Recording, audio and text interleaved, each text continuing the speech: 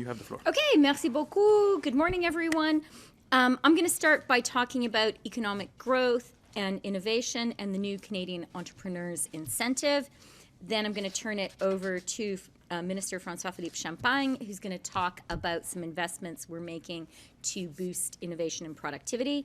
And then Minister Anand, who is going to talk about how we are cutting red tape.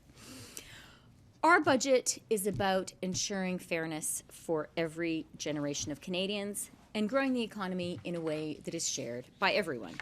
L'économie canadienne dépasse les attentes du secteur privé. 90 000 emplois ont été créés en avril et plus d'1,3 million de Canadiennes et Canadiens de plus ont un emploi aujourd'hui par rapport à avant la pandémie. De plus, l'inflation a chuté, passant de 2,9% en mars à 2,7% en avril. Pour une quatrième mois consécutive, l'inflation au Canada se situe à l'intérieur de la fourchette cible de la Banque du Canada.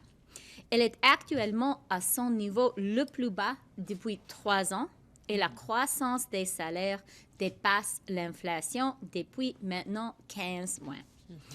But to make sure the Canadian economy continues to add good jobs, especially high-paying jobs, we need to invest in the technologies and skills that are critical to increasing productivity, fostering innovation, and attracting more investment to Canada. For entrepreneurs and those hoping to start a business one day, we are creating the new Canadian Entrepreneurs Incentive to create a more generous incentive targeted very specifically at startups. The $2 million Canadian Entrepreneurs Incentive, an entirely new program, will be available to founding investors in key sectors where the company has been their focus for at least 5 years. This incentive, combined with our increased $1.25 million lifetime capital gains exemption available to all Canadian businesses, will give entrepreneurs a combined total and partial exemption of at least $3.25 million when selling all or part of a business, encouraging Canadian entrepreneurs and innovators. When these tax fairness measures come into force on June 25th, Canadian entrepreneurs with capital gains of up to $6.25 million will be in a better tax position than they were previously. Les entrepreneuses et les entrepreneurs pourront ainsi garder une plus grande part des profits réalisés grâce aux risques qu'ils prennent et aux efforts qu'ils font. De plus, ils auront plus de fonds pour investir dans leurs prochains projets.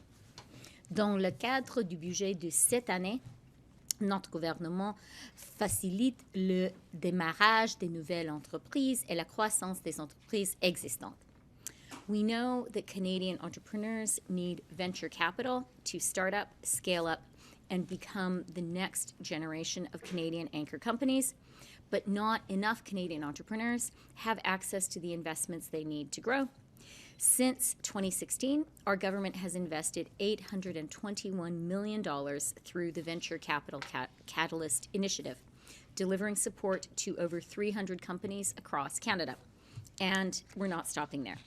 An additional $200 million over 2 years in this year's budget will strengthen Canada's venture capital ecosystem by co-investing with the private sector, discovering and nurturing the next generation of Canadian companies. Au moyen des mesures comme celle-ci, notre gouvernement s'emploie à créer des bons emplois bien payés et à améliorer la capacité de l'économie canadienne, aujourd'hui et pour la prochaine génération. Our plan is about unlocking the door to the middle class for more Canadians, particularly millennials and Gen Z, and renewing the promise of our great country. Thank you very much, and I will now pass it over to François-Philippe. Merci, Madame la ministre. Écoutez, ce matin, la conférence de presse, c'est vraiment sous le signe de l'innovation et de la productivité. Vous l'avez entendu de la ministre des Finances. Il y a plusieurs mesures dans le budget concernant 2 aspects clés, évidemment, pour amener de la croissance au pays. Comme vous le savez, l'innovation et la croissance sont au cœur de l'action gouvernementale. Je dirais même elles le sont même depuis 2015, c'est-à-dire depuis le tout début de notre gouvernement, dans différentes mesures. Évidemment, il y a des mesures récentes dans le dernier budget, mais je pense qu'au cours des dernières années, vous avez vu que la question de la croissance, de la productivité, c'est au cœur. Vous avez vu, à chaque opportunité, on a attiré des nouveaux investissements. La ministre des Finances et moi-même, mes collègues avec la ministre Anand, on le répète souvent, le Canada a attiré un nombre record d'investissements récemment. Et je dirais que c'est un peu le fruit des mesures qui ont été mises en place au niveau de la concurrence, par exemple, au niveau de l'infrastructure qu'on a bâtie au Canada pour attirer ces investissements-là. À chaque opportunité, vous le savez, je parlais des gens d'affaires d'ici et d'à travers le monde. À chaque opportunité, avec mes collègues, on met de l'avant les avantages comparatifs du Canada. Quand on parle, par exemple, que nous avons les meilleurs travailleurs au monde, de l'énergie renouvelable qui nous permet de décarboner l'économie, et aussi des accords commerciaux qui donnent accès à près d'1,5 milliard de consommateurs à travers le monde. Si vous pensez les deux grands courants dans l'économie mondiale aujourd'hui, c'est la décarbonation et la digitalisation de l'économie. Le Canada a tout pour avoir du succès dans l'économie du 21e siècle. Vous le savez, nos entreprises veulent offrir les meilleurs services et les meilleurs produits et veulent définitivement contribuer à l'économie canadienne. But in order to stay ahead, we need to make sure that our SMEs, our small and medium-sized businesses and our startups can afford the cutting-edge technologies that they need to scale up and to seize the opportunities of the economy of the 21st century. That's why in the budget presented by the Minister of Finance, we recently introduced a tax incentive that will allow you to immediately write off the full cost of computers and other data processing equipment. And that is obviously to support productivity, because we know that one of the things that we've been trying to do with my colleagues is for our small and medium-sized businesses across the nation to adopt digital tools that would allow them to be more productive. So this is in response to that and in furtherance of that the Minister of Finance has proposed that in our last budget. Another example of what we're doing to support innovative small and medium-sized businesses is to encourage more research and development in the country by putting $600 million on the table over the next 4 years. And this is going to be an enhancement to something that will be familiar to many of you, the Scientific Research and Experimental Development Incentive, the famous SHRED tax credit that I think has been world-renowned. I would say when I travel around the world and I talk to investors, Canada has been at the forefront, at leading edge of having a tax credit that would allow for research and innovation. And what we want to do with the Minister of Finance, there is consultation, but we want to enhance that incentive because that has allowed for a lot of small and medium-sized companies to get ahead in their respective field of business. In simple terms, this means that if you are coming up with great ideas and cutting-edge technologies, we'll help you to make it more affordable for you to do business. And what I would say, the foundational principle behind that is we want more made-in-Canada innovations. That's really what we're trying to do, and a number of you have covered that topic. We want more made-in-Canada innovation, and therefore that has been a focus on that. Because we know that these targeted tax measures will do 4 things. They will support business development in Canada. They will make Canada an attractive place to invest. They support growing Canadian tech companies and startups, and I would say this is really a focus of mine and my colleagues. How can we help the tech community and startups in this country? And they will help boost productivity. And as you know, productivity has been a topic that we've been talking in this country for quite some time, I would say. And therefore, we are trying to look at it from a different angle. It is with a vision and concrete actions like the one you've seen, not slogans, let me not refer to those who do that, that will build a Canadian economy that is fit for the 21st century. En effet, c'est vraiment avec une vision et des actions qu'on va bâtir l'économie du 21e siècle. Les gens à la maison comprennent, c'est pas avec des slogans qu'on bâtit l'économie, c'est pas avec des slogans qu'on attire des investissements, c'est pas avec des slogans qu'on fait croître l'économie canadienne. C'est vraiment avec une vision et des actions concrètes qu'on va faire du Canada le meilleur endroit pour travailler, pour investir et innover. Alors là-dessus, on va continuer de travailler. Ça me fait grand plaisir de passer la parole à ma collègue, la ministre Anand. Madame la ministre. Good morning, everybody. This morning I'm here to speak about red tape reduction, la réduction de fardeau administratif. We are very focused on ensuring that businesses are able to operate in our country efficiently so as to increase productivity. And in Budget 2024, we introduced the concept of regulatory sandboxes.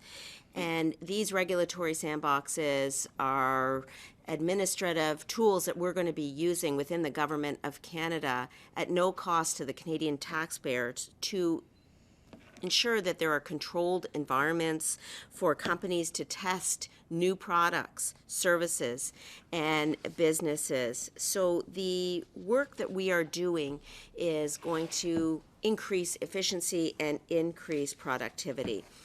How do these regulatory sandboxes work?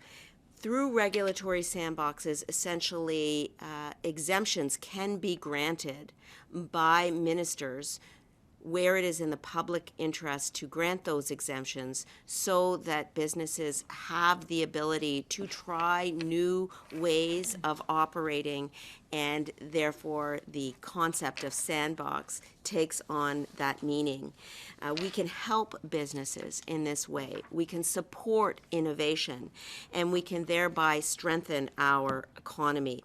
Businesses will have more leeway to hire more employees or increase their wages. Donc, ça, c'est la raison pour laquelle le budget 2024 a annoncé que nous allons introduire des amendements à la loi sur la réduction de la paperasse afin d'élargir l'utilisation des bacs à sable réglementaires dans l'ensemble du gouvernement.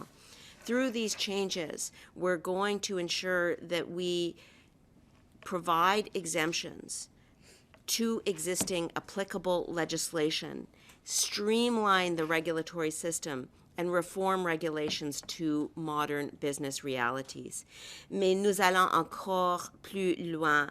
La modernisation de la réglementation est un outil gratuit qui peut aider nos systèmes à s'adapter plus rapidement en réduisant la charge administrative, en rationalisant les processus et en améliorant l'efficacité pour les entreprises et les Canadiens.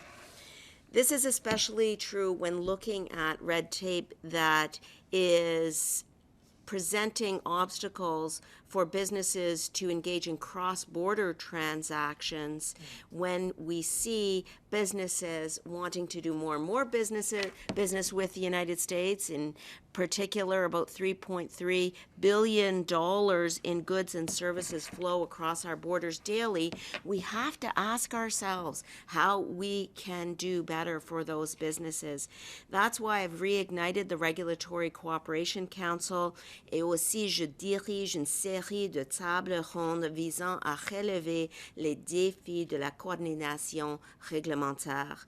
Through these roundtables, I'm working directly with businesses on both sides of the border to identify specific regulation or regulatory practices that may cause misalignment, and so that we can address it through Canada-US cooperation. It's part of our government's Team Canada approach. J'ai déjà rencontré des entreprises à Vancouver, Moncton, Windsor, Ottawa, Chicago et Washington où j'ai entendu et j'ai parlé avec des entreprises sur l'importance de l'harmonisation réglementaire pour soutenir la stabilité et la résilience des entreprises. Most recently, I met with my counterpart in the United States, Director Sholanda Young, where we discussed the Canada-US Regulatory Cooperation Council, and we agreed that we will identify opportunities for further alignment and cooperation between Canada and the United States. And we have a work plan that is underway, and we will continue to identify those opportunities and make that work plan public in due course. Canadian businesses are the backbone of our economy. Our government is using every tool at its disposal to help drive economic growth, whether it is through regulatory sandboxes, whether it is through mutual recognition of rules on either side of the border that seek to obtain the same objective. We will continue to be there for businesses and Canadians by reducing red tape. Merci beaucoup. Merci, thank you. On va maintenant procéder à la période de questions. Si vous êtes sur Zoom, vous pouvez utiliser la fonction lever la main. But we'll first have to go to the room. Murad Hemadi, The Logic, do you want to start? Minister Freeland, you and your cabinet colleagues regularly cite Canada's foreign direct investment performance last year, third overall, top per capita, and so on. But Canada's net direct investment position has actually been growing for the last decade. And in 2023, it grew further. So for all the FDI Canada is attracted last year, even more investment actually left the country. How do you plan to plug the leaky bucket? Thank you very much for the question. I think it's an important one. I do want to emphasize Canada's very strong performance when it comes to attracting foreign direct investment. These are investors that look around at the world. They can invest anywhere at all. And they are choosing Canada by a wide margin. As you've just said, and as François-Philippe said in his opening remarks, on a per capita basis, Canada in 2023 attracted the most foreign direct investment of any G7 country. And as a total quantum, notwithstanding our relatively modest population, we were number 3 in the world. I agree that as a country, we need to get better at putting to work the savings of Canadians. One of the important measures in the budget was the work that Steve Pelosi is leading to try in a collaborative way to find more opportunities for Canada's premier investors, really probably the leading investors in the world. Our pension funds, looking for more opportunities for them to invest in Canada. That's work that Mr. Pelosi is leading. I think he is a great person to do that job. He is widely respected. And I do want to point to one real success at putting to work the expertise in our pension funds, putting it to work in Canada, which is the Canada Growth Fund. I'm really, really grateful to the professionals at the Canada Growth Fund, to the professionals at PSP, who are using their true investment expertise to deploy $15 billion of Canadians' money at concessional rates to kickstart our clean economy transition. They have made a couple of investments already. They have a lot more in the pipeline. I think that is another really constructive model and a real example of creative ways in which we can use the private sector expertise of people like the professionals at PSP to make the necessary investments we need in Canada. Could I add just one thing to Minister Freeland? I would say, and I hear you, Murad, on that, but I would say we receive a very significant vote of confidence in different parts of our economy. I just want to remind Canadians, Canada received the largest single investment in BHP's history in potash when they invested in Saskatchewan, in the Jensen mine. It was the largest investment in the more than 100 years history of the company. We did the same with Dow Chemical. Dow Chemical invested in Fort Saskatchewan. It's the largest investment ever of Dow Chemical, and I think it's 150 years. And we have received the largest investment ever in the auto sector by Honda. So you see that our focus has not been just one sector of the economy, but as Minister Freeland said, you've seen BHP is the largest mining company in the world. You talk about Dow Chemical, you would say they're probably one or number 2 in the world in their field. You talk about Honda, which is one very established, if not one of the largest automaker investing in Canada. I think the message is pretty clear that we have the best workers, that we have very strong ecosystem. You saw Boeing recently coming to Montreal. Montreal will be the only city in the world. You don't see that in Seattle. You don't see that in Toulouse, where you have Bombardier, you have Boeing, and you have Airbus. You see that with our critical minerals, our renewable energy, and obviously access to market. I would say in addition to everything we just said, these are pretty big vote of confidence. As Minister Freeland said, I remember being with the board of Dow. They're all Americans. This is people who said they had the choice, and they said, Fort Saskatchewan and Alberta is the place for us to be. So I think as Canadians, we should build on that. Like you said, we need to do more. But they're a pretty significant vote of confidence in three key sectors of our economy that we just attracted in the last few months. So, Minister Freeland, in your response, you referenced retirement savings, pension funds, institutional investors, but I'm asking about direct investment, not portfolio investment. So we're talking about banks and insurance companies that instead of bringing money they're making abroad home to Canada, they're reinvesting in local projects. Oil and gas companies doing the same. To use your language, these companies can choose to put their money anywhere. They're choosing not to put it in Canada. These are Canadian companies. They're choosing to put it in other markets that they operate in. Not savings money, not pension funds or institutional investors, but operating companies. Do you have a fix for that problem? Yes. I mean, I think that something that we collectively are extremely focused on is the need for more investment in Canada and Canadians. Now is actually a time that I think is a very capital-intensive time for the Canadian economy. We need to drive investment in innovation and productivity broadly. We are at a moment of industrial transformation comparable only to the Industrial Revolution itself. The AI has the potential to be another economic transition comparable maybe to the digital revolution of the 20th century. And all of these transformations require a lot of capital. And I think you see across the piece major action our government is putting in place to make Canada the place in the world where those investments are coming.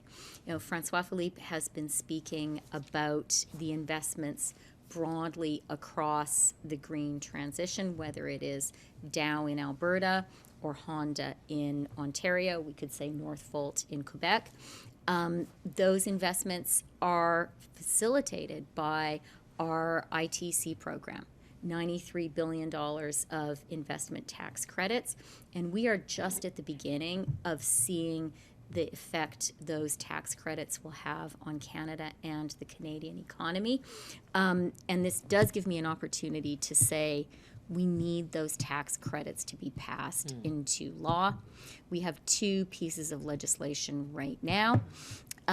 Together, when those pieces of legislation are passed into law, that will mean 4 of our investment tax credits are now actually law. That includes the CCUS tax credit, which presents an opportunity for a huge investment by the oil and gas industry in the oil and gas sector in decarbonization. What I hear from the industry is, and in fact I was speaking with some industry leaders just over the past 48 hours, is they want to see that ITC passed into law, and that will facilitate the very significant investments they're contemplating. So when it comes to the green transition, I think it's entirely reasonable for businesses in Canada to say, get those ITCs on the books, pass them into law, and we will invest. Our government is doing everything we can to have those measures passed, and I would really call on all members of Parliament who care about investment in Canada and who care about the Canadian economy to pass that legislation. We have been speaking, I won't belabor the point because other people might want to ask questions, but the measures that we've put forward for AI, I think are also very, very important to secure the Canadian AI advantage. And so are the reforms that François-Philippe and I are working on to the SHRED program. It's an excellent flagship program, but now is time to renovate it a little bit, make it fit for purpose. And in the budget, we topped it up with some additional funding too. Thank you, Minister. I'm told that we have little time, so I'll kindly ask to keep the question and answer as short as possible. Nojo Dalmalis, Canadian Press. Good morning. Yesterday, there was a lot of statements from your government about the Israeli attack on a Rafah refugee camp, about how it's unacceptable. And Canada has said that, the Prime Minister said that he expects everybody to follow the ICJ order. Do you believe that the international community is doing enough to stop what is happening in Rafah? And does Canada plan on doing anything beyond statements to stop this? Let me just say thank you very much for the question.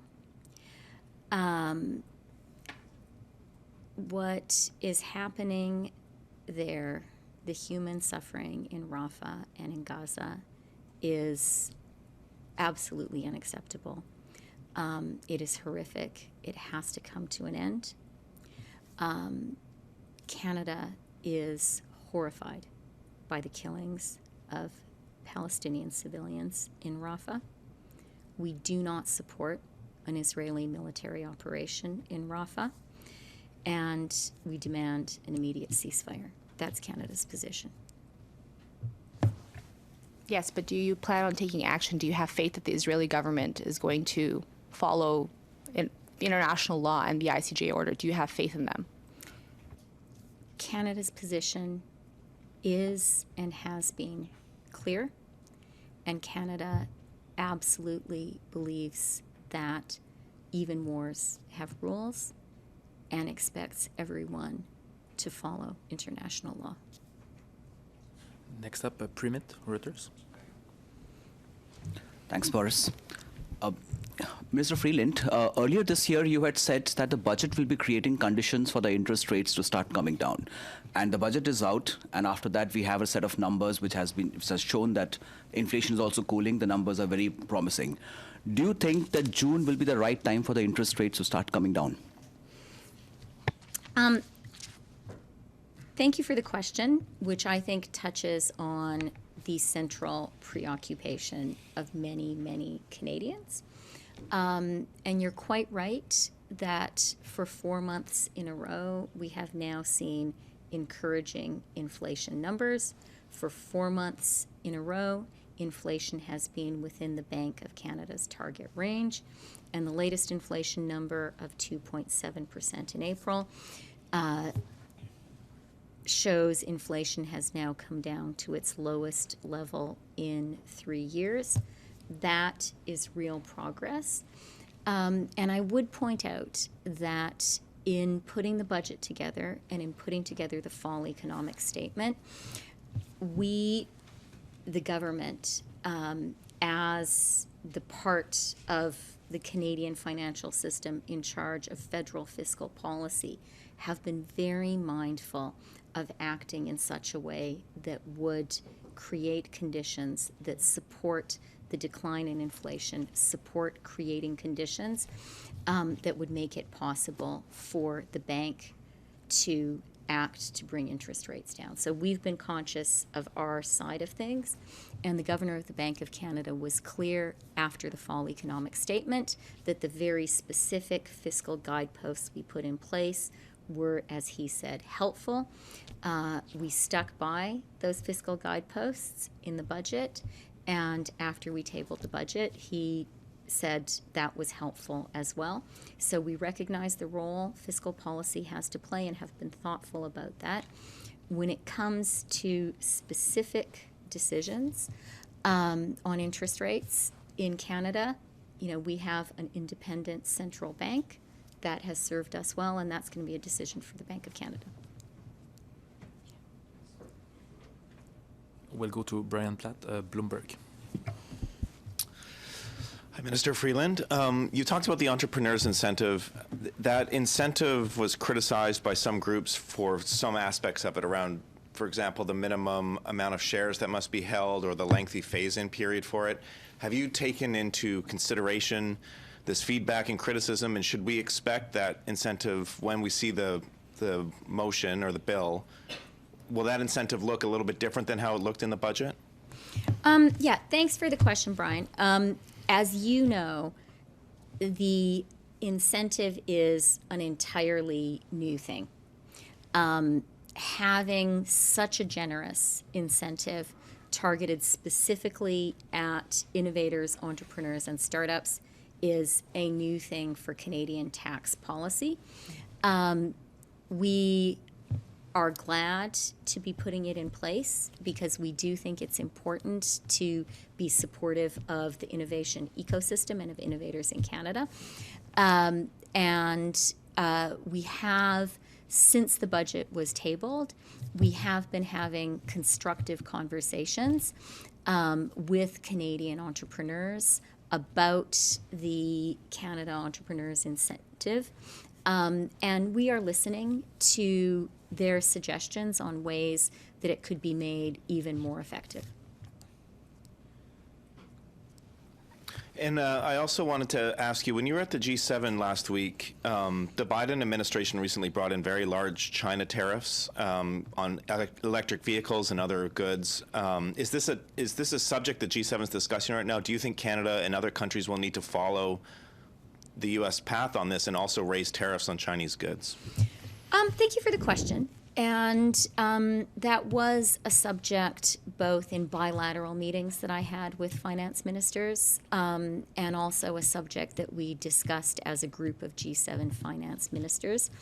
I would point out that Canada already has significant tariffs in place, and Canada already has significant tools which our government and François-Philippe is using when it comes to Chinese inward investment in Canada. Canada absolutely recognizes that China has an intentional state-directed economic policy which is leading to overcapacity and oversupply in specific sectors. In steel, in aluminum, we're seeing it in some critical minerals and metals, and we are seeing it in some manufacturing areas. That is not playing by the rules. And at a time when it is so important for us in Canada to be supporting this industrial transformation, we cannot let Canadian industry be wiped out by Chinese oversupply and overcapacity. We already have significant measures in place, and we are, of course, reviewing them. And the other thing that I will say, and it's important to be clear on, is Canada is very aware of our privileged position, something our government and generations of Canadians have worked hard to achieve as the G7 country with a trade deal with every other G7 country. That's a huge advantage. It's very important for us to be clear that Canada will not be a country through which there can be transshipment, and we're very mindful of that. Merci pour vos questions-réponses. It is 9:50. I'm told that time is up and ministers have business to attend to in the chamber, so that puts an end to this press conference. Merci beaucoup. Merci tout le monde.